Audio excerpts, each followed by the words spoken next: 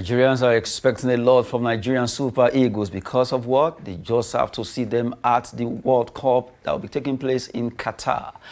It will be a honor if they can dislodge Ghanaian Black Stars. That's a promise being made by Nigerian Super Eagles, saying that they want to make sure they win that particular ticket from Ghana. Well, that's to usher you into 360 Sport on Trust TV. I am Adeni Ajishafe. Joining me is Ibrahim Yusuf. Good to have you again. Always a pleasure. Now, the first story we'll be looking at is the fact that Nigerian Super Eagles will final against Ghana by next month. But the main thing right now is that the NFF, they've gone around to meet with them virtually, physically.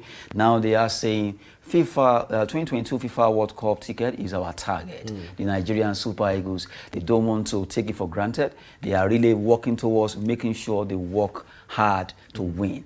They had a meeting with the Minister of Youth and Sport, who spoke with them on virtual call, and they promised that yes, they know what is at stake against Ghana. And this is not just a match, this is a pride match between the two countries. Yes, well, saying the 2022 World Cup ticket is their target, of course it is. You understand? It goes without saying that that should be your target, you know? And it's even going to be worse. It's not even losing the World Cup ticket. It's losing to Ghana. That's going to be the worst part. That's why I say it's a pride match. Exactly. Or matches. Because they have to live with that, or we Nigerians have to live with that for the next 4 years. That is how it's going to be. You understand? They are going to have the bragging rights for the next 4 years. So it's scandalous if we lose against Ghana, and I really hope it doesn't happen. Now you look at the rivalry, like JJ Okocha was saying, between Nigeria and Ghana is not just about the match, it's about the pride. Exactly. Between Black Stars and Super Eagles. It has been a long story. Like we say in Nigerian Palace, you don't take. Exactly. So now, you look at the two teams will be coming up against each other. The first leg will be in Ghana, second leg in Nigeria. The Super Eagles are looking at, okay, we are ready for this. We are not talking about AFCON anymore. We are looking at this match against Ghana. We just have to make people see us as somebody who is serious. Exactly. Because Okocha says they should take the game very, very serious. Exactly. Well, we can't completely forget about AFCON, because that what happened at AFCON will have a bearing on this match. Because both teams came to AFCON with very high hopes. Unfortunately, it didn't happen. They had a very poor showing in the AFCON, both teams. Especially Ghana. Exactly. So they have a point to prove, all right? We all know that Nigeria could have done better. We all know with the crop of players that we have, we should have gone further in the AFCON. Exactly, we should have gone further. We know we can do better than what we did. So it's up to them now to prove to us what we already know, that they are better than what happened at AFCON. Ghana will come with the same mentality as well. You understand? They believe that they have the pedigree to do what is required on the African continent, and they can be able to do that. And just like it is a serious game for us, it is a serious game for them as well. Just like we say, our pride is on the line, theirs is on the line as well. It will be scandalous for them to not go to the World Cup. It will be more scandalous for them not to go to the World Cup because of Nigeria. About the Super Eagles right now, I love the fact that the call they made with the minister, Amaju Penny, had to go to London, and the entire coaching crew too, trying to see how they can work together as a team. They're preparing, they are talking, they are meeting, and they are really trying to say, okay, this match is like the final of the final, the two legs, and they are just trying to see how they will prosecute the games correctly. Not underrating Ghana, not being complacent, not being carried away with what happened at AFCON, maybe Ghana's performance. Now they are regrouping two over there in Accra. They are trying to see how they can dislodge us too. That's why they brought in Otoado and Chris Hilton. Exactly. But despite that, do you see Super Eagles making a statement? Positive one. Of course we do see making the Super Eagles making the statement. I mean, you know, when you talk about the minister going from back to forth, doing this, doing that, when we talk about Super Eagles, we only put our emphasis on the guys, the boys, the players on the pitch. But for the Super Eagles, start from the minister all down to the kit man. They're all part of the Super Eagles, because whatever they do there affects everything that happens, even on the pitch. You understand? So that cohesion needs to be there. That team needs to be there. And everything needs to be put in place to make sure that these boys that go out on the field play the way they are supposed to. You know, a lot of things that happen off the pitch affect things that happen inside the pitch. So we need to get our acts together from the boardroom down to the pitch side. And that is how it's going to happen. Definitely, with the boys that we have now, with the kind of team that we actually have, not sure about the coach, but with the guys that we have, we can be able to do a lot of great things. Why are you not sure about the coach? I'm not, because I'm not sure about it. He hasn't proven himself to me. Yes. After all, they added Amunike alongside so that he can at least add some spark. I'm still not sure about that bench. Okay, maybe until they bring Jose Mourinho before you believe. Come on, although I know you are not from Nigeria. Anyway. So now we've been talking concerning Nigerian Super Eagles. They will be filing out against Ghana next month, and they are really trying to see how they can do better in that competition. It's a World Cup ticket between the two countries. Well, whoever wins will actually get that slot. It's a very dicey one. Also between Senegal and Egypt, that's another big one. People are looking at who will pick this ticket with what happened in AFCON. Now we move away from men's football. Let's talk about athletics now. Well, things are getting better because just recently, the federal government has deemed fit to reimburse the injured athletes. Two of them, Emmanuel Adegoke and also Ishel Ishekiri, they were given the opportunity now to be reimbursed for the fact that they were injured at the Olympics. Adegoke got injured towards the final, while Ishel also got injured during the races. But now the two athletes have been given the opportunity to be reimbursed for the fact that they got injured at the Olympics, and that's a good one. At least this will go a long way to give confidence, to give that moral support to this athlete. They feel, yes, they belong to Nigeria, not gonna those days when injury is setting for players. Nobody cares. We've seen a lot of athletes who use their own money. In fact, aside using their own money, that was the end of their career. They never bounced back because nobody gave them the chance again. But for Emmanuel Adegoke and Ishekiri, it's a different song right now because the federal government has deemed it fit and it's going well. I think I love this particular development because Nigerian athletes now, I hope it will also transfer to others, not just these ones.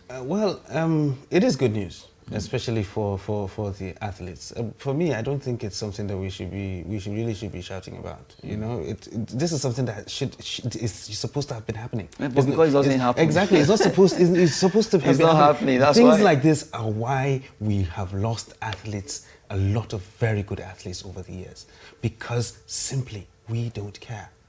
All we care about is when a tournament comes in, we gather these guys, put up a ragtag team, and we go there and we do whatever. Whatever happens to them before the tournament, during the tournament, or even after it, we abandon these guys and we leave them to their own devices. So really, it's not something, yes, it's a good thing.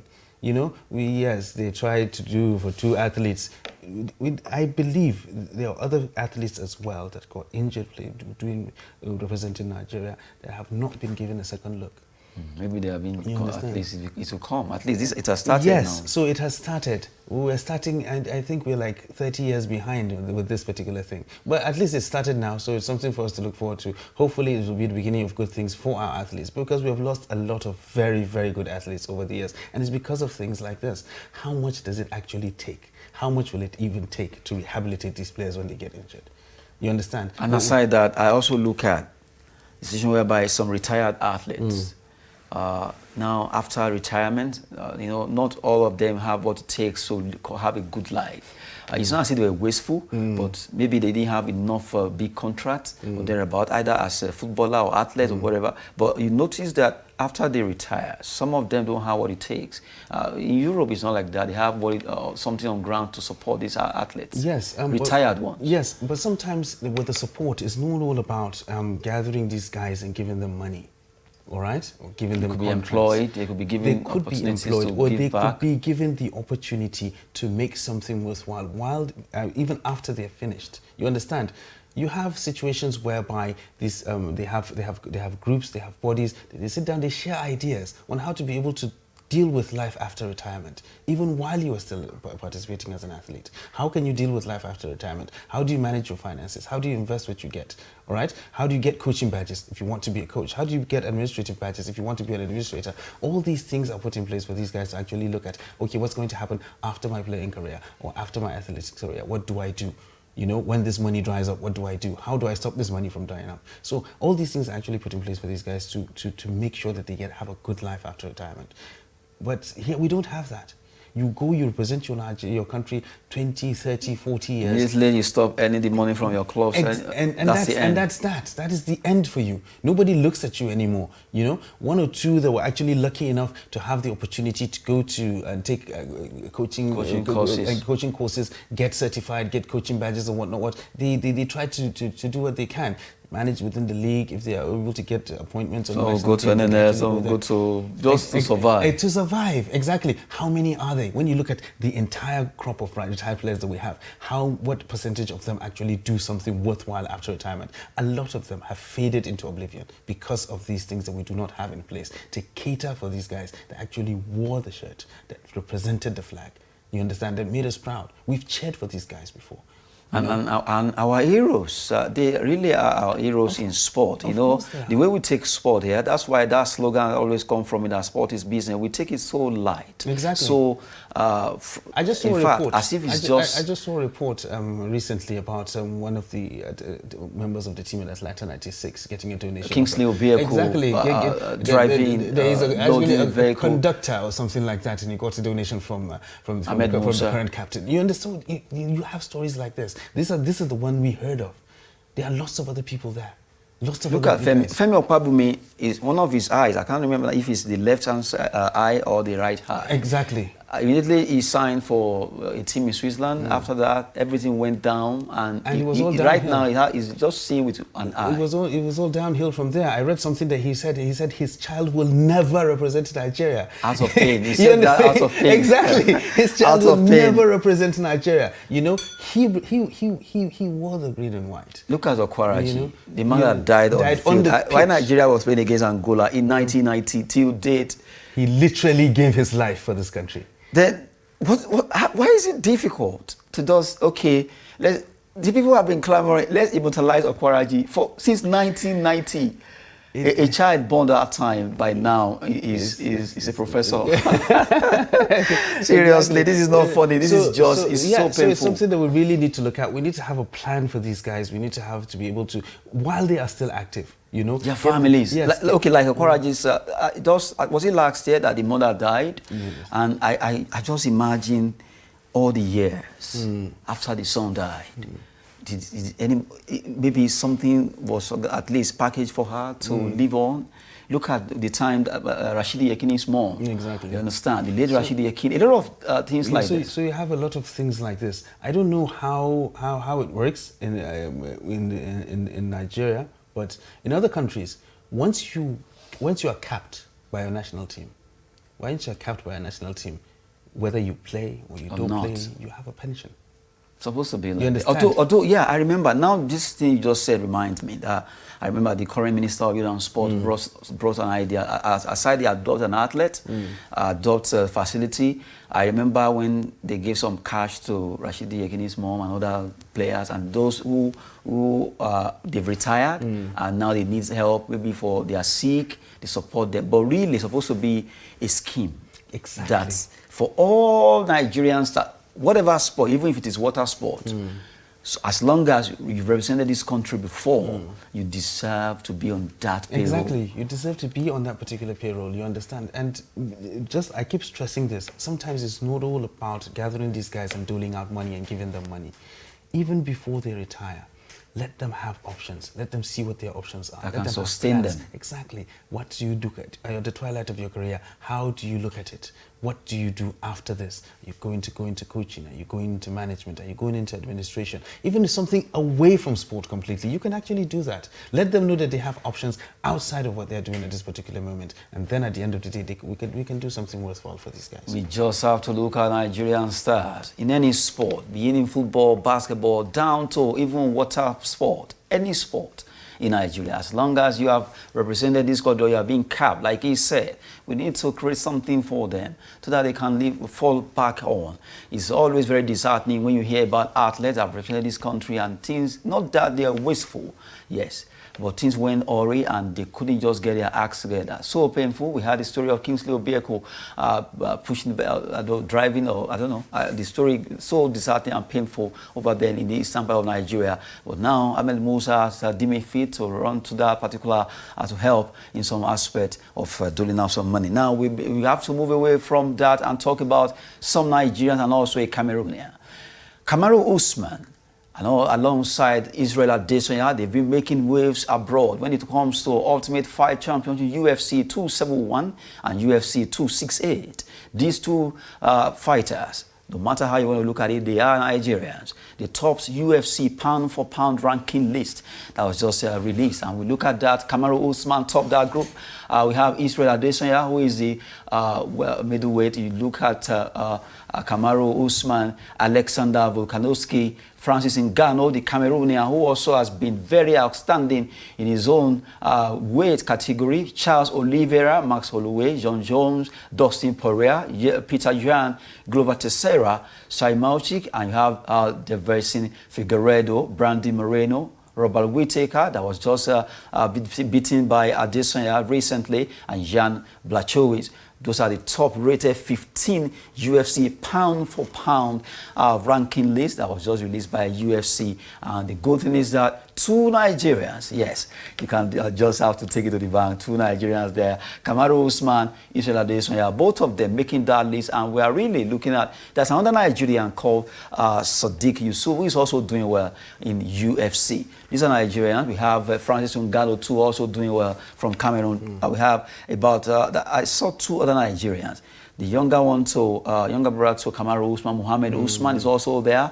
We also have particular Ikechukwu, who is also a very good fighter. So we have about 6 or 7 Nigerians who are really doing it when it comes to UFC over there in the competition. Yes, Kamaru Usman, Israel Adesanya, they are doing us proud. You understand? These are Nigerian boys, and they identify with Nigeria. That's the good thing about it. Yes, I love the fact that they identify with us. Exactly. They are not claiming those countries. Exactly, because a lot of these guys, when they go out there, they forget where they came from, and that's that, you know. But Kamaru and Israel have done fantastic things. You know, Israel has lost just one professional bout since he started, since he went pro, and even Blachowicz that he lost to is actually on that list. So it's I'm down 15. Yes, you understand. So that's how it is. I mean, like, these guys have been doing amazing things, you know. 2 of the 3 big belts that we have in UFC are being carried by Nigerians. I mean, like, Africans. Yeah, well, 3. All the 3 are carried by Africans, you understand? But 2 of the 3 are held by Nigerians, you understand? So it's really fantastic when you look at it. These guys are very good ambassadors of the country, and they're doing us proud. And of course, when you look at Africa as a whole, having the heavyweight champion, you have the middleweight champion, you have the it's fantastic for the African continent to have 3 very, very major belts, because I think there are 4, you understand, but to have the 3 held by Africans is really a good period right now to be an African when it comes to UFC. You just have to appreciate the fact that welterweight, middleweight, whatever, heavyweight, Ngannou, Adesanya, Kamaru, exactly. They are really, they held those belts. In fact, I'm sure if there's a meeting being held now, they'll be like, how can we dislodge these Africans? Exactly. From this? And you see, the thing is, I mean, like, Israel has had like 2 or 3 defenses already. Kamaru has had like 2 or 3 as well. Yeah, Francis, I think it's just yes, Ngannou once. Yes, Ngannou defended just once. You understand? So they're not just paper champions. You know, these are fighting champions. These are fighting men. You know, Adesanya's last fight was like last week or so. Yes. You understand? Last weekend. Yeah, you before, understand? Yes. Exactly. So these are fighting champions. These are guys that show that, okay, they're not there by chance. You know, they fought their way to the top. Literally fought their way to the top, and they're there, and they are still fighting to remain there. So it's really amazing when you look at it. And the fact that a lot of people don't really, you know, at times we don't really understand how to value these guys. Do you know that if Adesanya, Kamaru Usman were to be an American, as in, I'm not saying they are not, they are New Zealander, but as in, they don't have anything to have to do with Nigeria. I understand how they will have been hyped. For example, if Israel should be from England, yes, and is topping welterweight, And Kamaru is also topping middleweight. You can imagine how they'll be pushing them. Exactly. It's just like you're talking about Mike Tyson. Or it's the same thing that's happening with Tyson Fury right now. You understand? Look at the way. Yes, if you look at Tyson Fury right now, you'll think that he's the only heavyweight boxing champion that we have. From the, you understand? the hype coming from the British press. Exactly. Look at Joshua when he was really doing well. Exactly. Because they kept on pushing it. They don't even talk about Anthony Joshua now. Yes. They don't even talk about him. Until he wins, then exactly. They just have to accept. Right now, it's just Tyson Fury all the time. He's in your face. Even people that don't watch boxing know about Tyson Fury. So I think we need to do better about hyping our own guys. These guys are doing very well. And they're doing very well by identifying with Nigeria. They could have easily not. You understand? Kamaru Usman could have easily claimed to be an American. Adesanya can easily say he's a New Zealander because he has been there for almost a very big chunk of his life. They could have easily claimed to do that, but they do not. They claim to be Nigerian, they represent Nigeria, and they always make a point to show that they are Nigerian. So we should really do better to hype these guys. You know, we should be rubbing it in a lot of people's faces everywhere. Right now. Just look at the Formula One. Each time you think of Lewis Hamilton, you think Formula One. Exactly. Because the British press really pushed. Exactly. And he's in everybody's face. Even when he lost. Losing. Even when he lost the championship last year. Even when he lost the championship. The story was not about somebody winning. No, it was about Hamilton losing. Oh my goodness. You understand? We just have to celebrate our own. We've been looking at Israel Adesanya, Kamaru Usman, Francis Ngannou from Cameroon, and not forgetting Sadiq Yusuf also in that particular sport called UFC Ultimate Fighter Champion. These guys are heroes. They are champions of the world. They deserve to be given much hype the way the Oyimbos hype their own men. So now we move away from there. Let's talk about matches that will be coming up today in the Europa League. Matches will be so many matches, about 8 matches will be coming up, but quickly we look at those games that will be coming up between Barcelona and Napoli. Now it will be a match that a lot of people want to see, Napoli versus Barcelona. What will happen at the new camp? Would Napoli be able to do it? Well, wait for that particular game. It's going to come up in a couple of time now. Borussia Dortmund against Rangers, Sheriff Tiraspol versus Sporting Praga, Real Betis away to Russia, Zenit St. Petersburg, Atalanta against Olympiacos, while Lazio they'll play away to FC Porto, RB Leipzig versus Real Sociedad, Sevilla, Dinamo Zagreb. Those are the fixtures for today, but the big one, Napoli, Barcelona. Quickly, Ibrahim. Yes, well, that's a match that actually sticks out. When you look at this fixture list, it's a match that actually sticks out. And the problem right now is you don't know which Barcelona you're getting. You don't know which Barcelona you're getting. I mean, like, with all due respect to Barcelona fans, really, you don't really know which Barcelona you're getting. So you could be the Barcelona that can come out and play a blinder, or they could be the Barcelona that get absolutely smashed. So it all depends on which Barcelona turns up today. I just wish that the man from Nigeria, Victor, will be able to do it. Although news came out that maybe he will play or not, it's still dicey, but I hope he will dismantle Barcelona today. That's match, that's football. We just have to support our own. Now, we quickly talk about a particular story trending. Kenya right now, they withdrew from playing in the AFCON, that is the women qualifiers that is taking place across Africa right now, due to one thing or the other. Well, news came out that their former president was suspended. He was removed by the Minister of Youth and Sport there, Amina Mohammed, in Kenya, and that is not going well with FIFA right now. They were suspended. They suspended Kenya, and they were not restored prior to the time of playing against Uganda. And that game now, it shows that Kenya not playing has given Uganda automatic ticket to play at the African Women Cup of Nations because Kenya withdrew. And the fact that, yes, not that they withdrew outrightly, but because they were not allowed to play due to interference from government of Kenya concerning Kenya football. Well, FKF, they just have to get it right. It's so painful that the Harambee starlet will not be playing, and that's a very big one for that game. Yeah, it's a blow for them. Just like we talked about earlier, I mean, like, we're developing the women's game now, and in places like Kenya, it's just coming up. So it's an opportunity for them to go out there and showcase themselves. But we have always been talking about this thing, government interference in football, government interference in sports. FIFA, I mean, like, Nigeria was in hot water a couple of years ago because of this same issue. So maybe it's something that we can be able to get rid of in the African continent. It's going to be difficult, you understand, because the government bankrolls the sports. So it's going to be very difficult for us to do that. But I hope we get to a place whereby this will be a thing of the past.